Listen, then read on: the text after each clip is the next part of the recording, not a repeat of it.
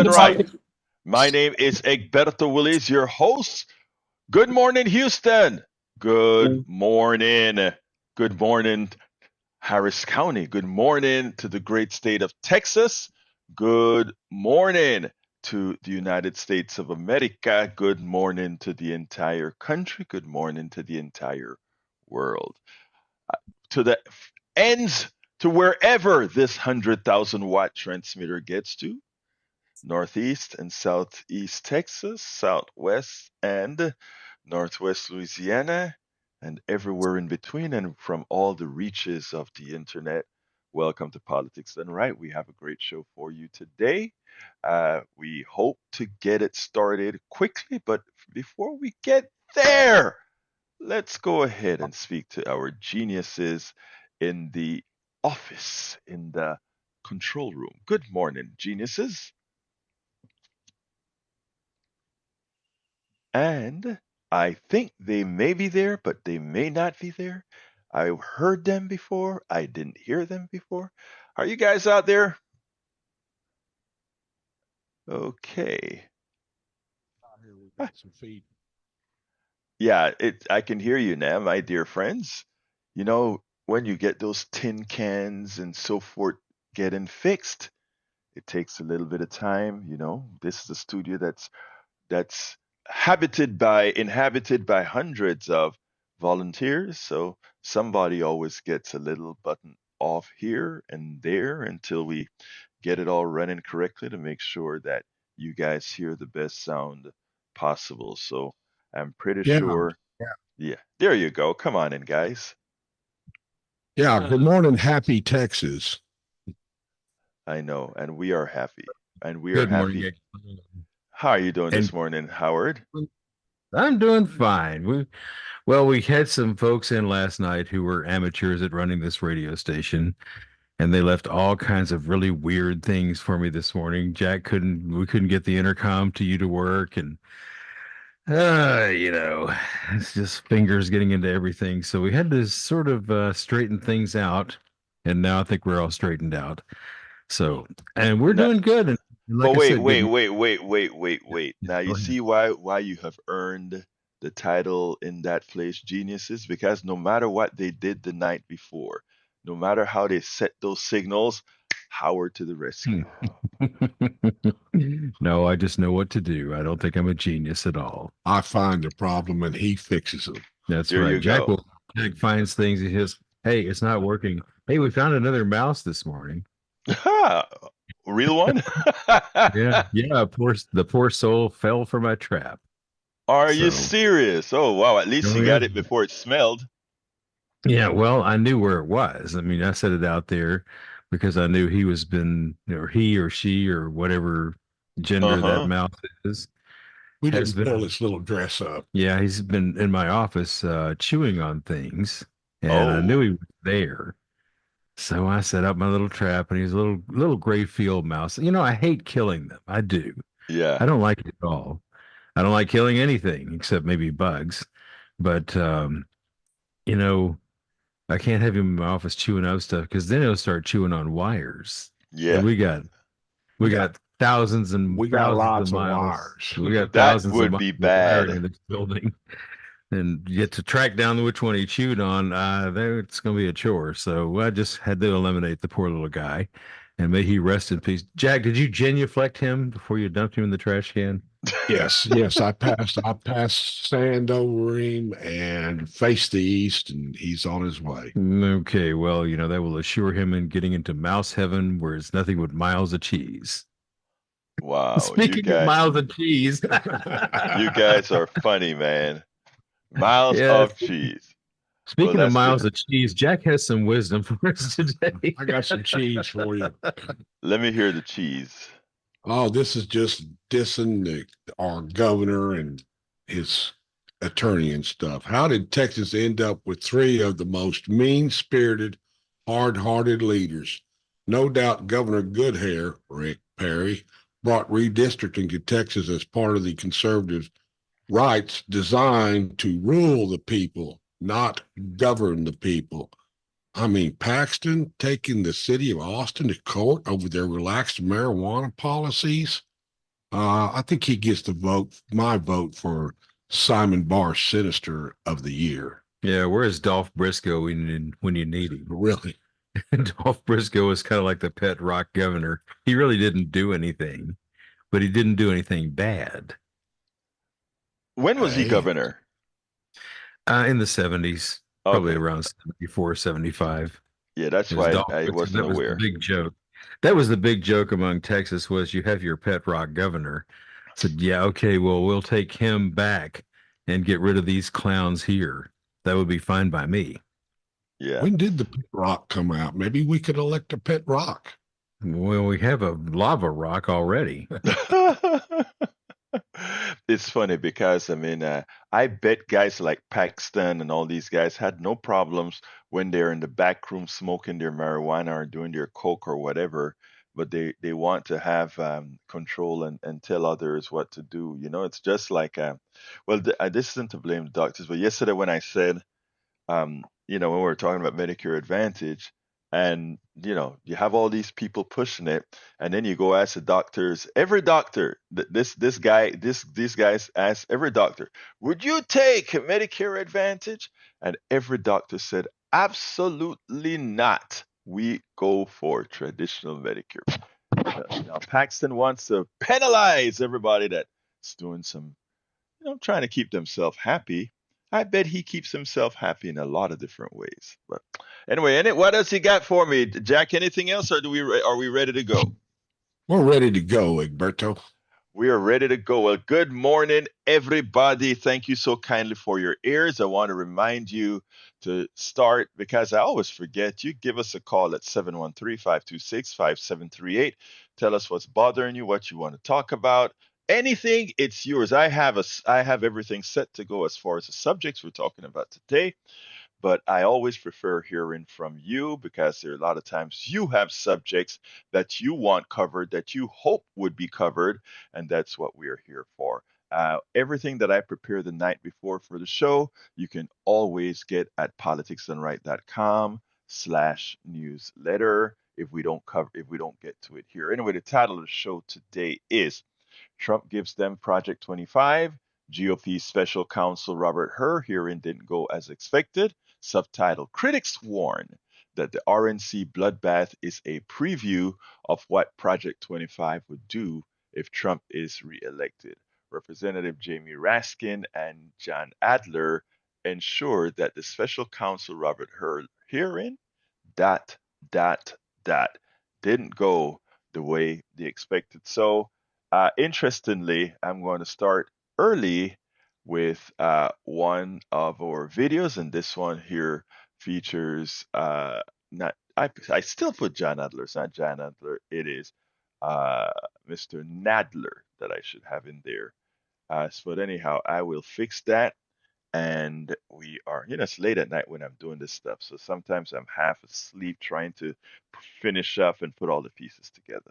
So here we go with Mr. Nadler piece, and then we'll take it there after. I think it's all queued up. Here we go right now.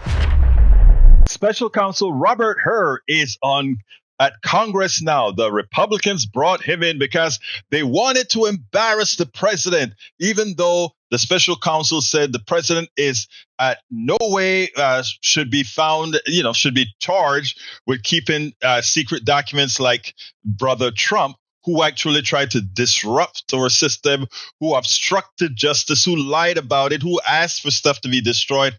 No comparison.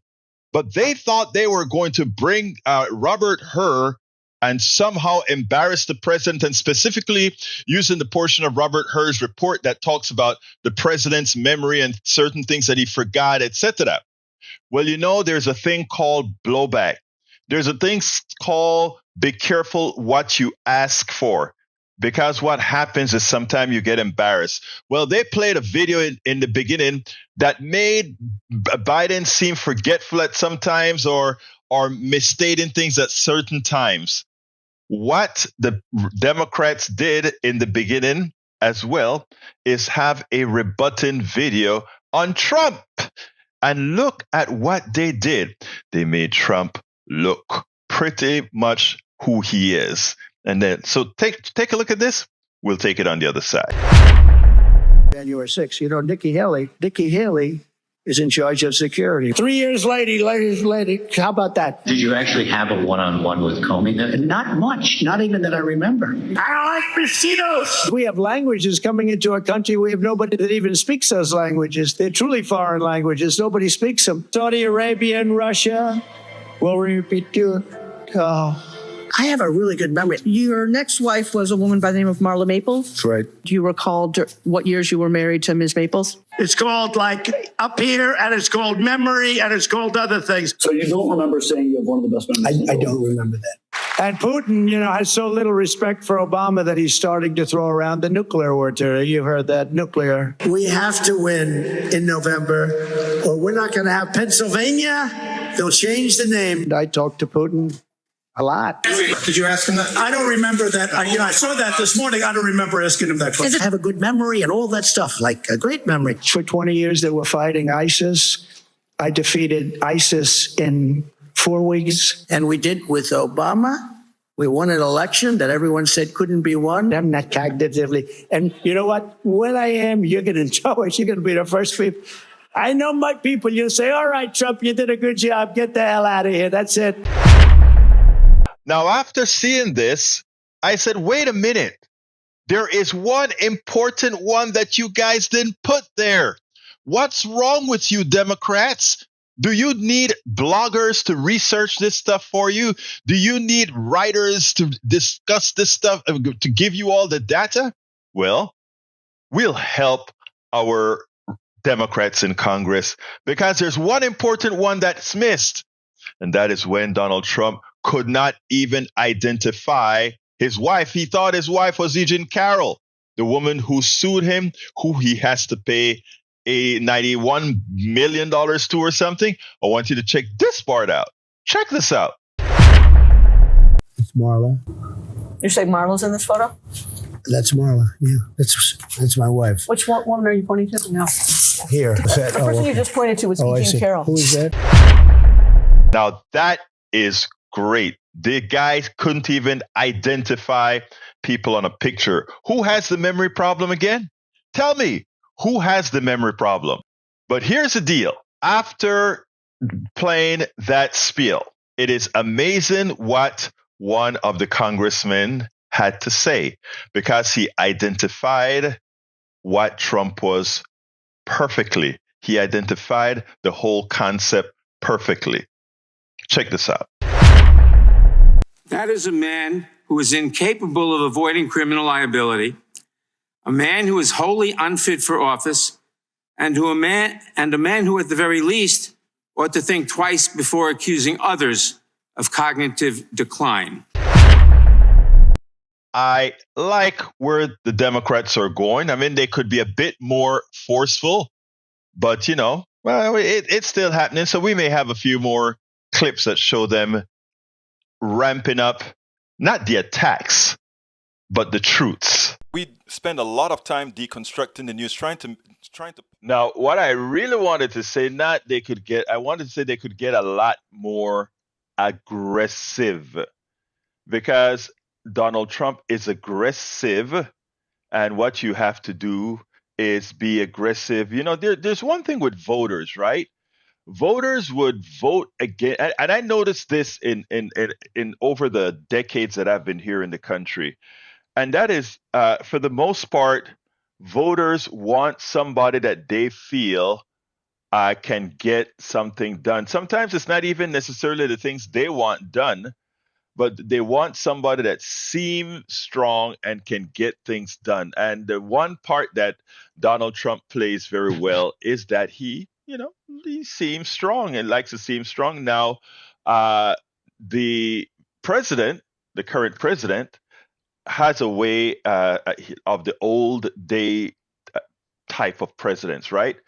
Speak softly and carry a big stick. Look, I was never a proponent of that kind of a terminology because I think that is how, that's how we got the American style colonialism, American style imperialism, etc. But again, that's the way the presidents operate. On the surface, it's kind. On the surface, it's quiet. on the surface, things look that way, but that big stick is right behind there. As a good example is as you guys know, I'm from Panama, the creation of the Panama Canal. To put it in kind of easy terms, America wanted after the French tried to build a canal in Colombia, a sea level canal through the mountains of Panama. Panama was a province of Colombia, and in 1903, when the United States wanted to take over the Lesseps project to build the Panama Canal, Colombia said like, hell no, you're not coming in our country to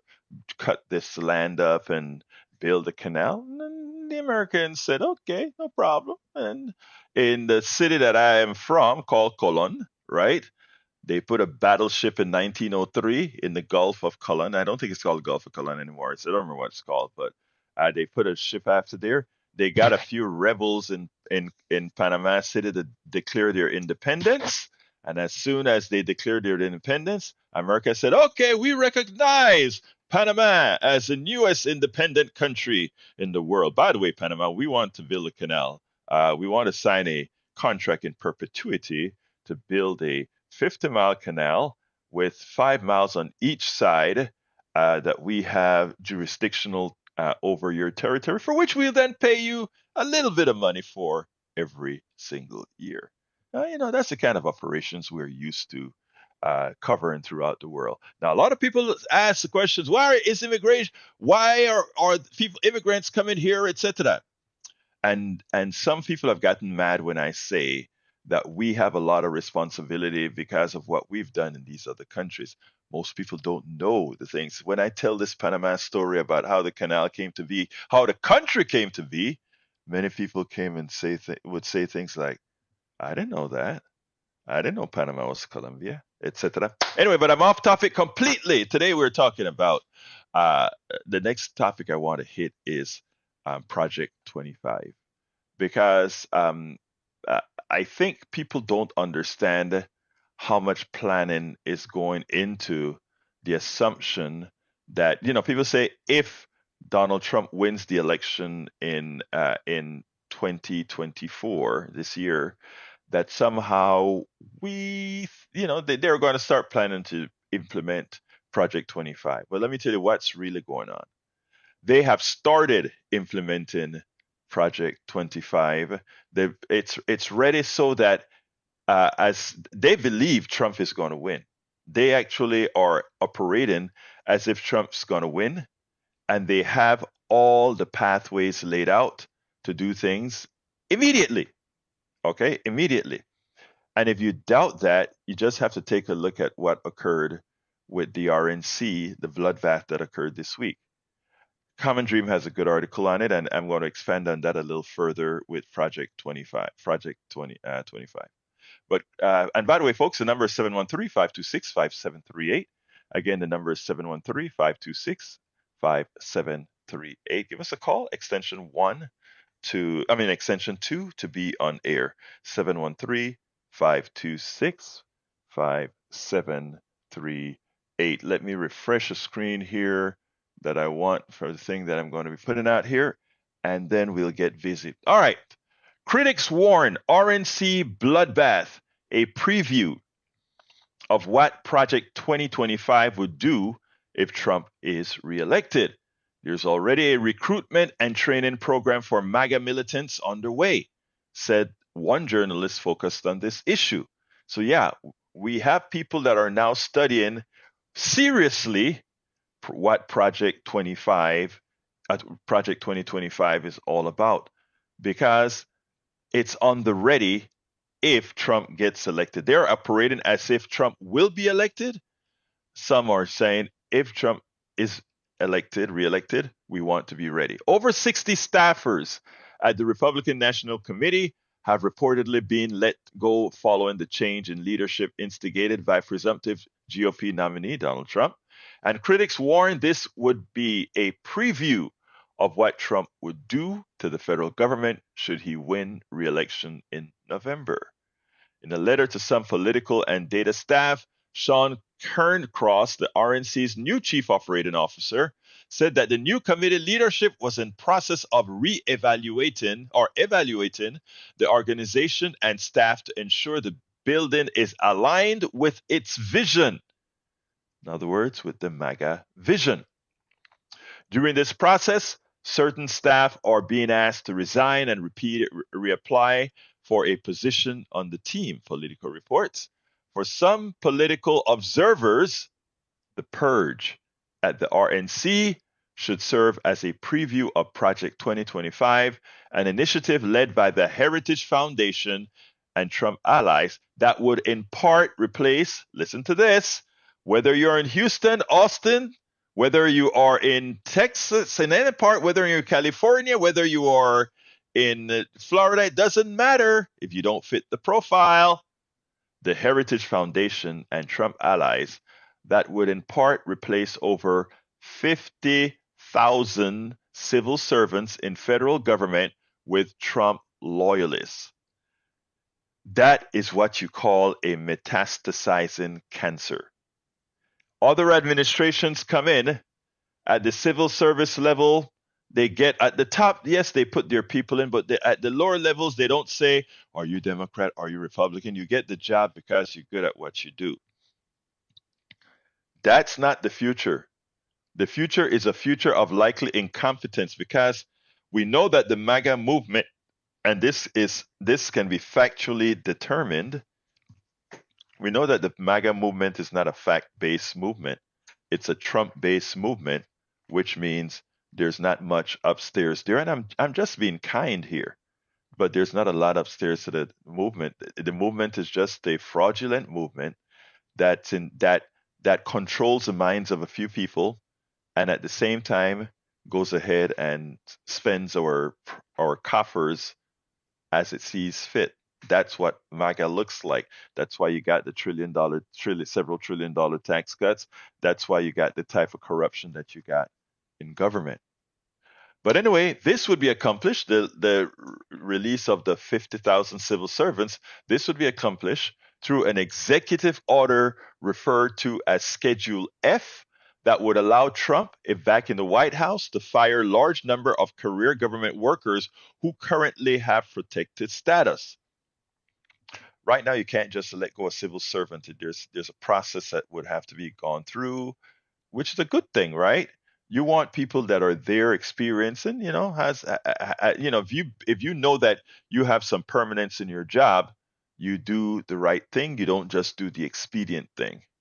Trump issued this executive order at the end of his first term, but he was not able to implement the plan before President Joe Biden took office and rescinded the order. If you remember, he even started to change leadership in the military, which freaked out a lot of us, yours truly, as well. Because I tell you, when you start changing the leadership in the military in some ad hoc fashion for some ideological stance, suddenly having a military that acts like the military in many authoritarian countries becomes the distinct, I say possibility? No, the distinct probability.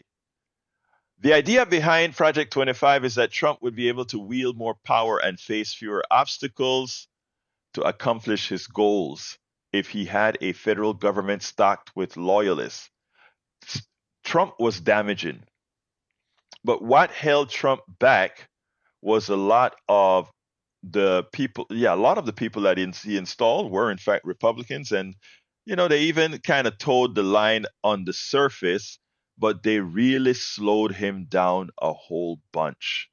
They didn't let him go bat crazy along the way. He went that way, but a lot of orders went unanswered. A lot of things he told people to do, they never did, right?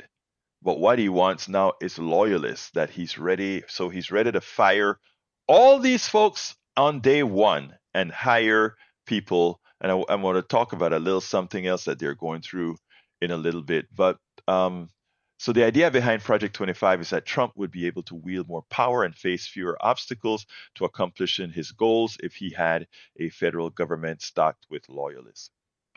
Folks, when you have one particular group talking against another group, one of the things people take with a grain of salt is, well, you have to make that person seem as bad or seem really, really bad so that they will vote for you.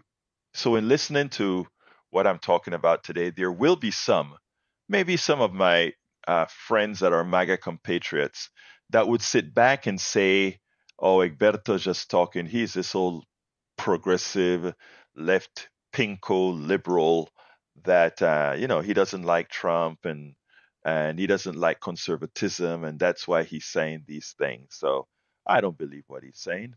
Let me tell you what I like about the honesty of Project 2025. It's there for all to see. They're not shy about it. There's one thing that came out of the Trump administration, and that is they are proud of the things they believe in. They are proud of the hurt that they're willing to put on people. They are proud that they're not they're willing to tell Americans that yes, we are going to build these camps and we're going to deport these 10 million undocumented folks in this country. They're proud for that because they believe that that is what all of you out there want and stand for. And the reason why is when they see that somebody like Trump is still close in the polls with Biden. And by the way, several polls recently came out, and Biden is on top of most of the new ones that have been coming out even before the State of the Union. But the point being that they are looking at those polls that they think are correct. I don't think they are for several reasons. And, people say, whenever you're down in the poll, you don't believe the polls. It's not that. It's just that we have polls and we have voters, right? And the polls have not been correlating with what voters are doing, from the abortion legislations that are abortion, not amendments, but abortion, laws that's been voted on over the last 2 years.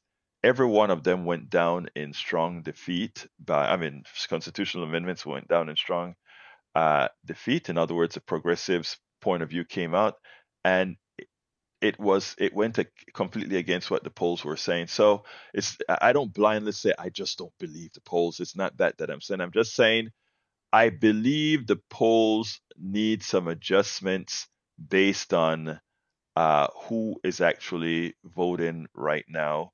Right now, they have a bias towards Donald Trump with the assumption that the enthusiasm is there, so they're discounting many of the people that really don't like Biden, but look at Biden and say, you know what, I don't like this dude. But when I vote for Biden, I'm not really voting for Biden. I'm voting for not having a country that's on the pathway to fascism.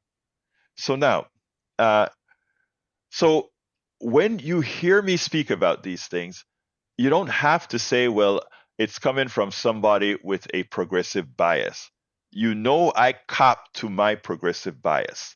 I am a progressive. I am a pure, true liberal, very left of the spectrum. I believe in the programs. I believe in free enterprise, but I believe in the programs that makes the lives better of every single American. And that's not what we have with our economic system right now. That's not what we have with our medical system right now. So, yes, that's who I am. But when I speak against the conservative mantra that we have today, I no longer have to just kind of imply what it is. Project 25 is out there for all to see, as well as 47. Let me look. I can't remember what 47 stands for, but 47th president, he has his own plan out there ready to go. So Trump has made it clear he wants the RNC to be loyal and ideologically aligned with his agenda. Meanwhile, the right wing effort to push forward Project 2025 as a blueprint for Trump's second term has his political opponents on high alert about a similar kind of purge, but one with much more dire consequences for the nation than a reshuffling of RNC leadership. Having dozens of people fired after he's installed a new leader, there could reflect the kind of thing he plans to do if he gets to implement Project 2025.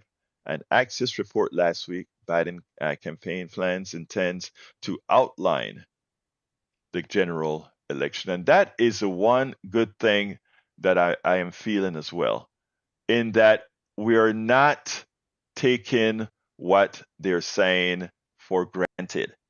We're making sure that everybody understands and point them to the information. Hey guys, this is what they say they're going to do. Believe them. 713-526-5738. Again, that number is 713-526-5738. Extension number 2. Give me a call. Give me your thoughts before I go to the other piece here, but I want to hear your thoughts. Let's bring Brother Donald into the fold. Donald, how are you doing this morning? Good morning, Alberto. How are you? I am doing fine, sir. Talk to me. Okay, that mouse, did he not see the signs that says no mouses allowed? And why did he come in there when he wasn't allowed to? I don't know. I mean, maybe he's in love with Howard. You know, Howard is a super likable guy, and you know, Howard has this cozy office where he has all these big computer screens and computers and all of that. Sometimes I think, you know, the mouse probably say, "I want to keep this good guy's company," but you know, sometimes you try to keep somebody's company. You know. Oh Lord. I think he was looking for the cheese, because what goes with wine and all that wine, and he was looking for that little bit of cheese with the wine. Maybe that's what it is. But anyway, what's up, Donald? Oh no, that's it. I just you guys keep doing what you're doing. I was just giving you a little bit of cheese with that wine this morning. Well, you know, I appreciate that. I appreciate that. But anyway, folks, Donald, you're a good man as usual. Thank you for calling in, my brother. Always great hearing your voice. Have a good one. Yes, sir. You too, sir. Okay, folks, give us a call, 713-526-5738. Hey, I know these last couple days have been heavy, you know, with a lot of stuff. But you notice we always talk about solutions as well. So give us a call, 713-526-5738. You want to go ahead and change some of the subject as well? Give us a call. But I am these last few days I have been heavy because things are in fact heavy, and I want people to know these things wide eyes open as they go to vote. But let's go ahead and bring Brother Ray into the fold. Good morning, Brother Egberto. Good morning, sir. How are you doing this morning? I'm good. I hope your family is you know, on the mend right now. That's all I want to say about that. Yes, my wife is home. She got home from the hospital Monday. That's the reason I was supposed to go to the Democratic Club here in Humble to watch my brother Neil Aquino. Couldn't do it because, again, we were busy getting her resettled at home. But thanks for asking, sir. All right. Well, you know, I definitely echo your sentiment on, you know, the danger of, you know, one Mr. Trump, you know, having acquired, you know, another term of power. And that's the thing about it, that, you know, I'll be trying to let people know, like, people just don't understand, you know, who, you know, kind of took a lukewarm approach to, you know, Trump's first term. It was like, he wasn't so bad. He was funny, you know, people say stuff like that. You know, he just, you know, they don't understand. They, you know, it's really sad when we're in a place in society where people look at leadership and feel like it should be there to entertain them and not to, you know, lead them. So people like Trump because they don't know what he's going to say. And some people find that aspect about him appealing. But people like me, who live in a, you know, let's say a hurricane, you know, heavy region, you know, I'm nervous because if, you know, this, you know, son of a so-and-so, you know, basically gets power, I know that he's only going to look after the people that he feels are loyal to him. So like Harris County would be, lost on him because basically we are the liberal blue shield of Texas, and he would look at it like, oh, those people didn't vote for me, so they don't get any hurricane aid. It's like he's petty like that. And I just don't understand. People just don't understand what the danger is of having a petty individual like that in power. But that's my thoughts on it.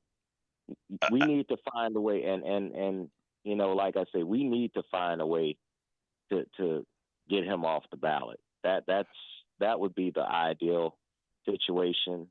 But if nothing else, Brother Biden really just needs to push forward and let people know, hey, look, I might be old, but he's old and crazy. You need to make Let me tell you, Ray, I am of mixed feelings, right?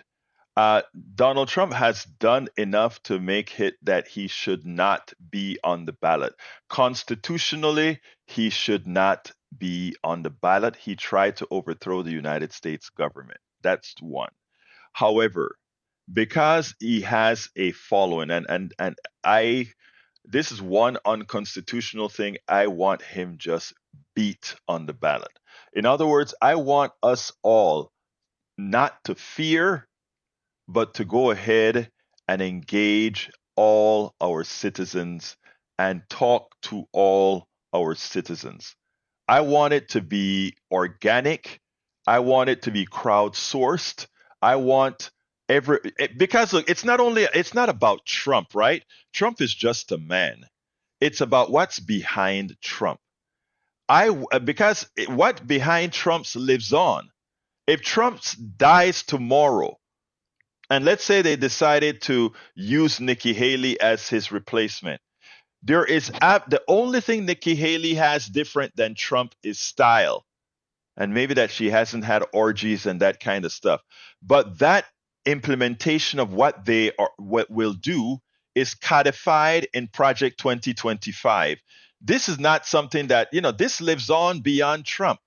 What we have to do, in my opinion, is expose what not a new platform. This is back from the 80s, from the moral majority. They've been trying to implement this for a long time. Let me get off on a tangent, and then I'm coming to you, Brian and Harry, because I really want you guys to get this here.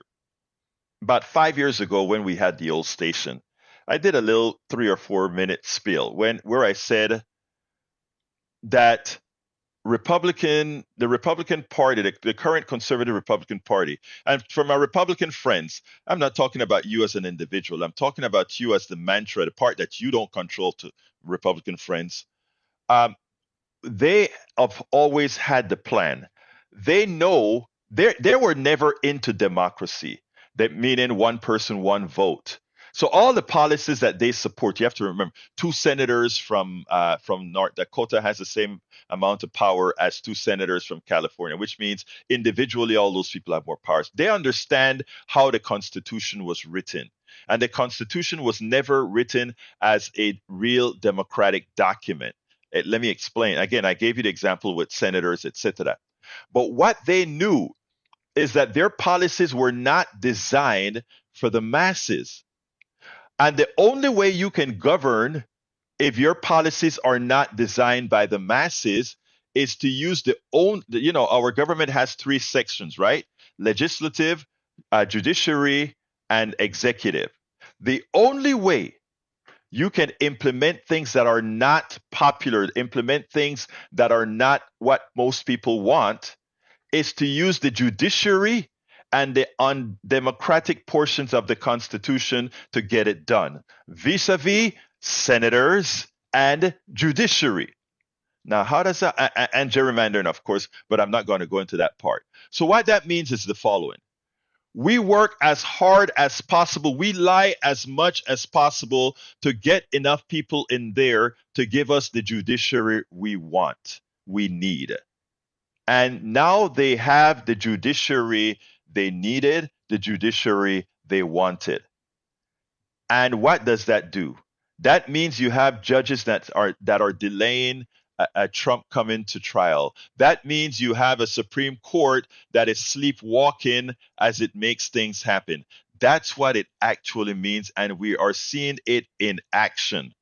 But it's deeper than that, because when if the executive, meaning the presidency, is taken over then by, let's say, this pseudo conservative following the Project 2025 pathway, what it means is that even if the part that is a bit more popular, let's say, even if we get enough senators, and we could get the 52 senators that are from states that are fairly progressive, and we get we get a Congress that is more reflective of the population. If they decide to pass laws that's fairly progressive, irrespective of president, even though it's easier with the president, it doesn't get executed. Why? Because you pass a law that says I'm going to collect more taxes from corporations for the damage that they've done, and the president signs it if necessary. They go ahead and sue at the Supreme Court, and the Supreme Court says unconstitutional. And suddenly you can't execute any piece of your laws. Biden says we are going to give forgiveness to the students for the banks that have ripped them off over time, and the Supreme Court says nope, we're not going to do that. And right there, you see what the beginning of autocracy looks like. You control the judiciary, and that's the start. And the judiciary starts reacting and reacting and reacting, and eventually it comes to pass. And that's why we have to be well aware, Ray. Sorry for taking that long time to say that, but I think a lot of people don't quite get that. No, and to your point, I'm going to leave on this note. There's a young gentleman who's a music artist who came out with a song. If you, I would love if you highlight it on your show. I know you don't do a lot of musical pieces, but this particular song is entitled "My Vote Don't Count" by a gentleman named Yellow Pain. Right. And okay. He really breaks down, in like street terms, what all three branches of government mean and why we should pay attention to every single branch of government when we vote. Because the judiciary is just as important as the executive, which we all, like casual voters, all pay attention to the executive. You nailed it, brother. President, governors, mayors. Ray, email me that song, Ray. I want you to email me that song, because it's true. We have, and that's where we have to get that. No, your vote does count. Your vote does count, because we still have time to mitigate it. Whereas the Supreme Court has ultimate power now. If we keep the Senate and keep the executive, we can put sensible people. We can expand the Supreme Court so that biased power is mitigated. So thank you so kindly, Harry, for calling, my friend. Yeah, and I'll send that to you. Appreciate it. Thank you, sir. All right, let's go to Brian. I think Brian was what, did he call back again, or is that another Brian? Let's go to Brian. Come on in, Brian. Hey, how you doing this morning? I'm doing fine. Talk to me. Oh, well, you kind of went on a long tangent there that had me thinking other things, but I was just calling about earlier. You said something about, the theme here so far has been kind of like, maybe not Biden. He's not the best guy in there, but it's just not Trump. And I just find that comical, and it's just kind of been a recurring theme that I'm seeing across, all the talk shows and anybody that's in the political game. It's kind of like, well, yeah, Biden's not the best guy. We just don't want Trump. And I just want to know, what was so bad about those 4 years that he was in there? The guy was not even given one honest day to be a true president without everybody attacking him for what they believed about him, but not based on any actions. If you look at his record when he was in there, what he did, no new wars, a vibrant economy, low unemployment. And I mean, the dude went to North Korea, first president to ever do so, crossed the demilitarized zone and into North Korea. And I know I know the talking point on that. Well, he's trying to be friends with Russia and North Korea and all these evil people. Well, it's probably better to be on good terms with our so-called enemies and people that are a threat to our democracy rather than what we see now. And where I go with that is, okay, Joe Biden can barely even string together a complete sentence. He can't give one speech without any kind of talking cards or somebody up there spoon feeding him what to say. I don't know how, if you're going to compare these two guys, because those are our choices, who would you rather have? If you had to put Joe Biden alone in a room with another foreign leader and rely solely on his cognitive disposition to lead this country, to be our voice, I do not trust that at all. The guy has shown time and time again that he is incoherent. He does not know what's happening around him for a majority of the time. And I just feel that he is so incapable of leading this country, and he has done a horrible job so far. Okay. And All right. I know that the biggest issues with Trump are the social issues. That seems to be a lot of the talking points nowadays. Abortion, human rights, which I think is laughable because of what Joe Biden's done with human rights. And so I wish I could talk to the Trump campaign and tell them to keep their mouth shut on all of that stuff and just focus on what he did for this country as far as foreign policy, which is funny because Joe Biden has always touted that his foreign policy was his strongest suit, and it has shown time and time again that it is not his strongest suit. It is possibly his weakest suit. We have a war in the Middle East now that we are funding, which I am more of a conservative, but I am not on the pro super Israel train. I don't think that we should be giving them hardly any money, not nearly as much as we are giving them, to what I do agree that it looks like a genocide. They are over there just brutally slaughtering people. But the Joe Biden campaign, or not campaign, his whole office in there is still funding that. And it shows no signs of stopping. And then we have the war in Ukraine, which do you feel started that right after he got in there. And there have Brian, been numerous occasions where there have been. Brian, I mean, I gave you. Do you think I gave you a fair amount of time to say what you wanted to say? Oh yeah, you did. Okay. Now, I know you.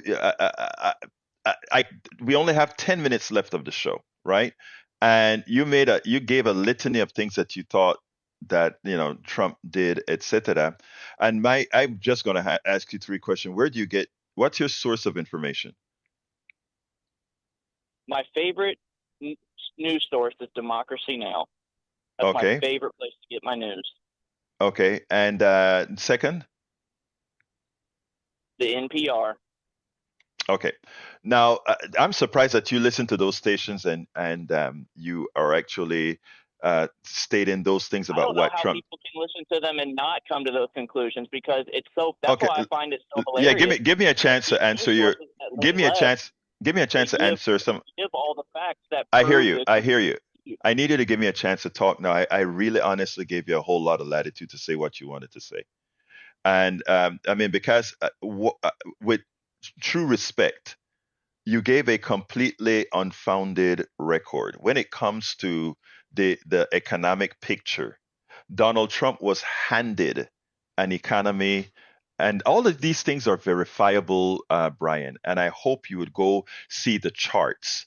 Donald Trump was given an economy on the ascent. Donald Trump was given an employment picture that was beautiful. Donald Trump was given all these things. Donald Trump didn't create any policy, and listen to me well.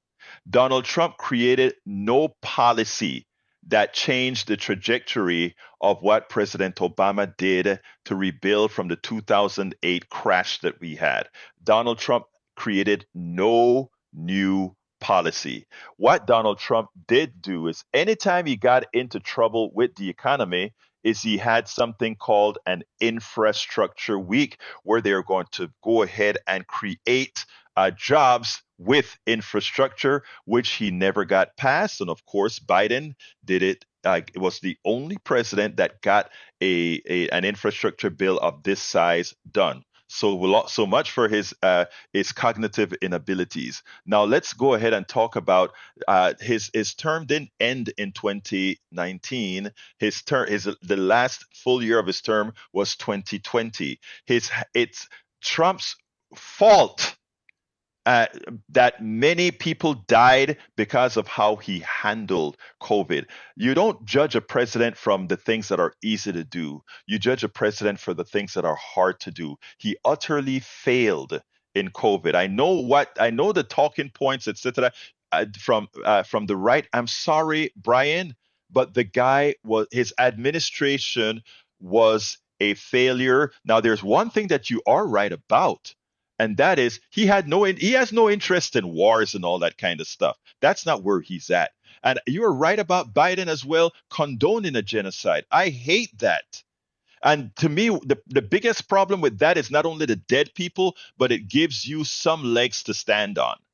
But Donald Trump, and we'll talk about this another day. I hope you listen to the program every day and we can have a good conversation. But, sir, the things that you mentioned about him being good for, you are simply wrong. But we'll talk about that some other day. I promise you that. You have free will at this show. You noticed you got your time. Okay. I hear you. COVID's always the easy one to bring up, but COVID was literally. No, Brian, I got it. Brian, I really have to talk. Brian, I gave you time. Brian, I gave you time. All right, let's go to Harry. Harry, I'm sorry I'm going to have to shortchange you, but come real quick. Give me 35 seconds because I got a bunch of people. I'll come real quick. Well, the first problem that I have is with Joe Biden is in 2021. Why didn't he, when they had a Democratic-controlled Senate and a Democratic-controlled House, put forth an SB4 bill on the southern border to do something about the undocumented workers who seeking asylum? And then Steve Hunter had a guest on, a Republican, and it really made me mad the last 10 minutes of his show when he was talking about the Gaza and the Judean people. Steve Hunter asked him, what should we do with that situation? And a Republican said, well, Jordan and Egypt need to open their borders. Exactly. So that it makes no sense. Harry, I really am on a hard time, so I got to go. Patrick. I'll talk about it some more tomorrow. Thank you, brother. Patrick, come on, real quick. I only can give you 30 seconds or so, Patrick. Got a lot of people. Good morning. I just wanted to mention that it seems like everybody's forgotten about Charlottesville, and that's pretty much the easiest way to judge who Trump is and what he's done. And as far as the economy goes, he tried to make improvements. I didn't really see them, but the way he did it was by rolling back work group protection to benefit bottom lines of large businesses and investors. That's all I have to say. Thank you, Patrick. And all of that is documented and provable. All right, let's go to Johnny on line 1. Come on, Johnny. All right. You're on, Johnny. Brian? Yeah, to address Brian, I think his name was. Yes. We don't know what we're talking about with Donald Trump. He was so wonderful and all that. And then he mentioned that he was a follower of democracy and how he loves it. It's not possible. Okay. It's not possible for you to be a long-time listener and or viewer of Democracy Now! And be in a cloud with regards to Donald Trump. Donald Trump, American people, before he got into the White House, on the campaign trail, that he would take no presidential salary, zero, because he was wealthy. But at the end of 4 years, he made off with more than $1.6 billion, as in billion dollars. That's 1,000 times the amount of presidential salary you earn in 4 years. Where did Donald Trump get that money? Why does he have all these emails? Brian, Johnny, you're right. Thank you for bringing that up. I mean, Brian is has bad information, but we'll talk about that another time because I got to go to the second Brian and close the show down. But thank you, Johnny, for calling in and listening. Brian number 2, come on in, Brian number 2. Yeah, I believe Brian is correct. I know you do. I stand by what he just said, 100%. Good. What was the unemployment rate when Trump took office? The unemployment may. Hold on. It went down to 3.8. It's due Right. to the tax cut, and I thank him very much for the tax cut. That means Well, I paid less in taxes. Actually, sir, you're simply. Look. It's verifiably I'm not that. wrong. All right, look, Brian, I got to go, but you're verifiably wrong in what the tax cut does. We can talk economics if you want to. We will talk economics if you want to, but I'm not going to talk, anything else right now because we got to go away. So let's bring in 832 real quick. Don't screen them. Just put them on because a last person called. Caller, how are you doing? 30 seconds. You're on. Hello. Yeah, 30 seconds. Hurry up, please, my friend. Last call. All right. Anyhow, I tried. That was it. That was it. Let's go to the studio. Come on in, guys. Well, I will say that Donald Trump did do a few good things with our military, and some of his policies were okay. But you were right, and he was handed over a fine running machine, and then proceeded to possibly poorly maintain it. Exactly. So Donald Trump was not all bad, but this next coming Trump administration, if it should be, was not going to be anything but revenge. I'm going to get all of my enemies. So do beware when you vote what you're voting for. And if that's what you want to vote for, God help you. And that's Absolutely. what I like. Thank you, Brother Jack. Jack says he doesn't have any more wisdom today. Oh, okay. He ran short of wisdom, so. Okay. Well, look, guys, let me tell you, first of all, I thank you all for the callers. Thank you all for the listeners. I want you all to know that, the reason I want to make sure some of my progressive folks get mad that I bring all these people, allow all these people to say their words. That's the only way we're going to change minds. See where folks are coming from, and then let them have enough trust in you to listen to what you're saying. My name is Egberto Willies. This is Politics Done Right, and you know how I end this baby. I am what? Out.